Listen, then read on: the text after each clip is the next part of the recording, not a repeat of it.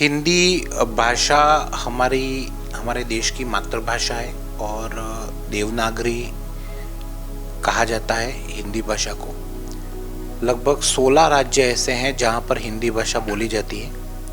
हिंदी भाषा भारत के लगभग तमाम राज्यों में टूटी फूटी समझी जाती है, लेकिन 16 राज्य ऐसे हैं जहाँ पे हिंदी लैंग्वेज को सबसे ज़्यादा प्राधान्य मिला हुआ है। और ये सारे राज्य जो हैं वो उत्तर और मध्य भारत में स्थित है।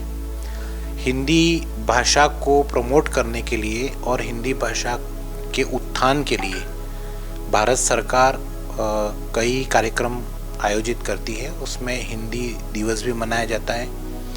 उसके साथ साथ में सप्ताह में एक दिन हिंदी के लिए डेडिकेटेड होता है। तो जैसे ही आप सेमी गवर्नमेंट के या केंद्र शासित जितने भी कार्यालय किसी भी राज्य में हो, तो वहाँ पे हिंदी दिवस एक सप्ताह में एक दिन हिंदी के लिए डेडिकेटेड होता है। उस दिन सारे कार्य जो हैं वो हिंदी भाषा में किए जाते हैं। तो हिंदी भाषा को बढ़ाना चाहिए। हिंदी हमारी मातृभाषा है और हालांकि विविधताओं में एकताओं वाला देश हमारा है भारत देश।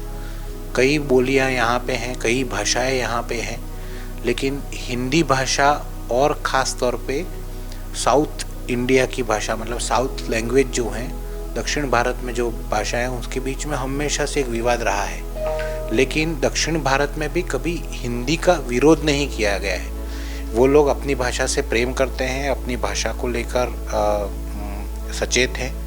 वो उनकी स्थानिक राज्य की भाषा हो सकती है, मलयालम हो सकती है, वो तेलुगु हो सकती है, वो उड़िया हो सकती है, वो कन्नड़ भाषा हो सकती है। तो वो सब लोग अपनी भाषा से बहुत प्रेम करते हैं और हम भी उनकी भाषा के रेस्पेक्ट करते हैं। लेकिन मीनवाइल हिंदी भाषा को लिए भी लोग जो हैं वो बहुत ज़्यादा उत्साहित हैं। लोग चाहते हैं हिंदी भाषा आगे बढ़े, क्योंकि विश्व फलक पर भारत की पहचान हिंदी से है। तो आप अमेरिका में जाएंगे तो जैसे आप वहाँ पे बोलेंगे कि आई एम एन इंडियन, तो हिंदी भाषा के बारे में जानता है।